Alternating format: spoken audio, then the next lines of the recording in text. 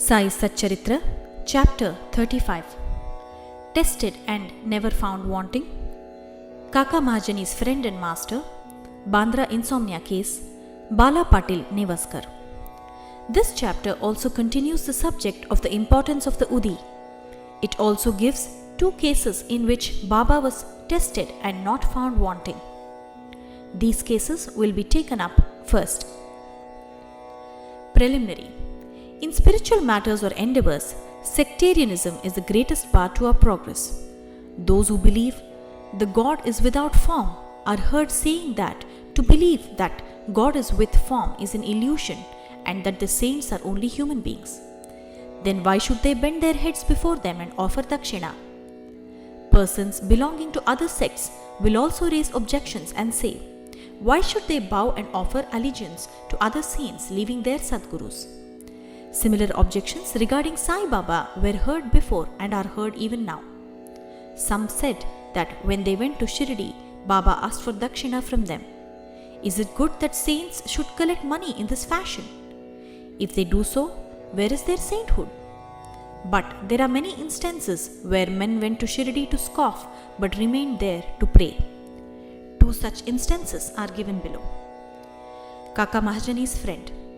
A friend of Kaka Mahajani was a worshipper of God without form and was averse to idolatry. Out of curiosity, he agreed to go to Shirdi with Kaka Mahajani on two conditions.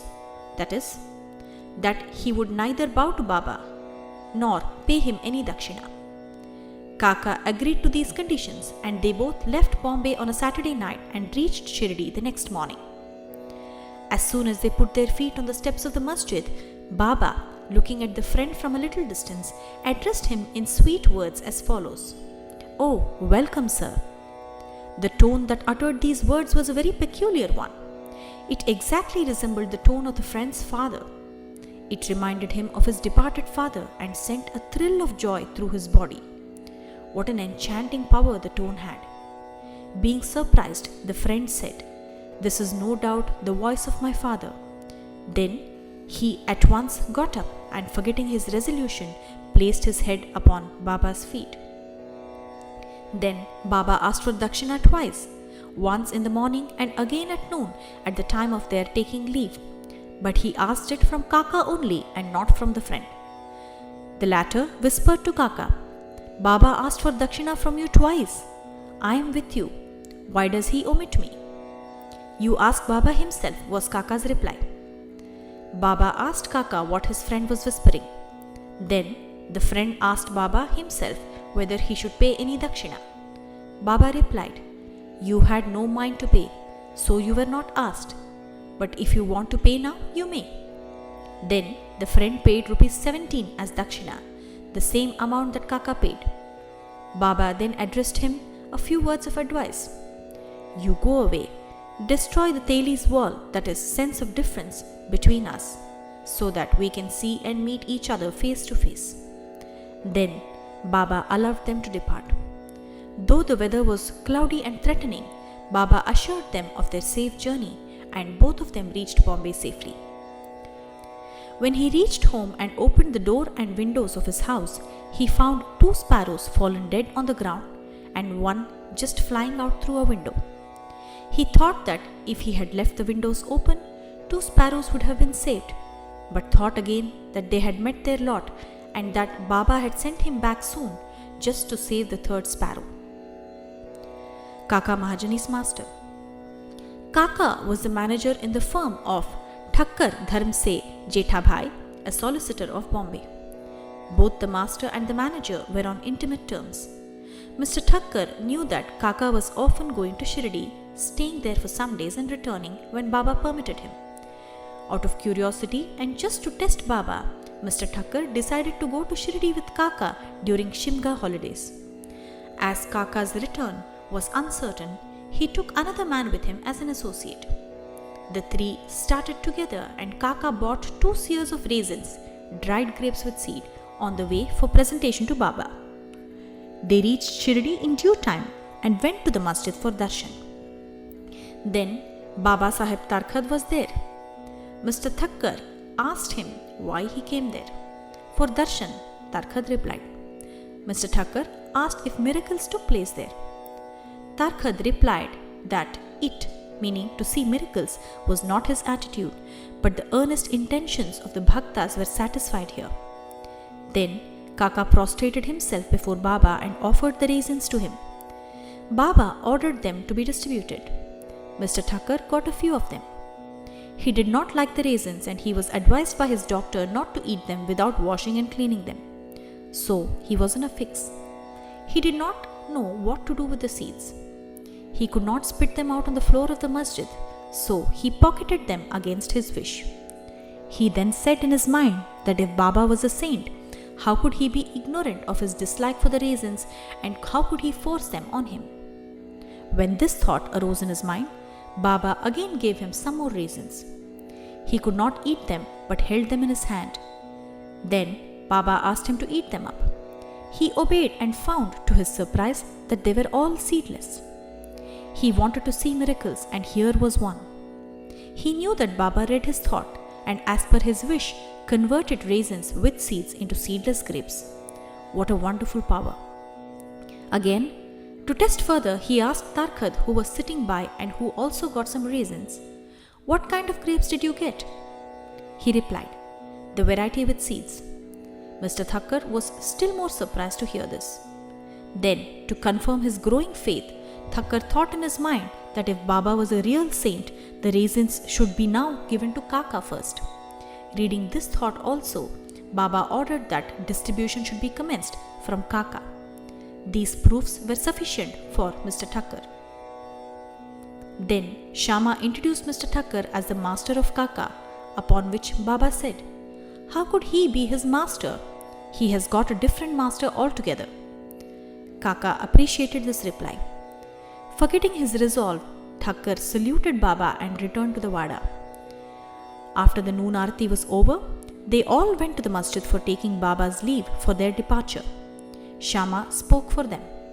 Baba then spoke as follows. There was a fickle-minded gentleman. He had health and wealth and was free from both physical and mental afflictions. But he took on him needless anxieties and burdens and wandered hither and thither, thus losing his peace of mind. Sometimes he dropped the burdens and at other times carried them again. His mind knew no steadiness. Seeing his state, I took pity on him and said, "Now, please keep your faith on any one place or point you like. Why roam like this? Stick quietly to one place." Thakkar at once came to know that that was an exact description of himself. He wished that Kaka should return with him, but no one expected that Kaka would be allowed to leave Shirdi so soon. Baba read also this thought to his and permitted Kaka to return with his master. Thakkar got one more proof of Baba's capacity to read another's mind. Then Baba asked Kaka for ₹15 as dakshina and received it. To Kaka, he said, "If I take ₹1 as dakshina from anybody, I have to return it tenfold to him. I never take anything gratis. I never ask anyone indiscriminately. I only ask and take from him whom the fakir, that is my guru, points out. If anyone is indebted formally to the fakir, money is received from him. The donor gives, that is, sows his seeds only to reap a rich harvest in future. Wealth should be the means to work out dharma. If it is used for personal enjoyment, it is wasted. Unless you have given it before, you do not get it now. So, the best way to receive is to give.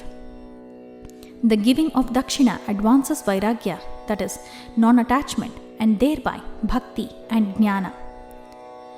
Give one and receive tenfold." On hearing these words, Mr. Thakkar himself gave ₹15 in Baba's hand, forgetting his resolve not to do so. He thought he did well in coming to Shirdi, as all his doubts were solved and he learnt so much. Baba's skill in handling such cases was unique. Though he did all those things, he was totally non-attached to them. Whether anybody saluted him or not, or whether anybody gave him dakshina or not, it was the same to him. None he disrespected. He felt no pleasure because he was worshipped and no pain because he was disregarded. He transcended the pairs of opposites, that is, pleasure and pain, etc. Insomnia case. A Kayastha Prabhu, gentleman of Bandra, suffered from insomnia for long. As soon as he laid himself down for sleep, his departed father appeared to him in his dream and abused and scolded him severely. This broke his sleep and made him restless the whole night. Every night this went on, and the man did not know what to do. One day he consulted a devotee of Baba in this respect. He recommended the Udi as the only infallible remedy he knew. He gave him some Udi and asked him to apply a little of it to his forehead before going to bed and keep the Udi packet under the pillow. He tried this remedy and found, to his great surprise and joy, that he got sound sleep and that there was no disturbance of any kind. He continued the remedy and always remembered Sai. Then he got a picture of Sai Baba, which he hung on the wall near his pillow, and started worshipping it daily and on Thursdays, offering garland, naivedya, etc.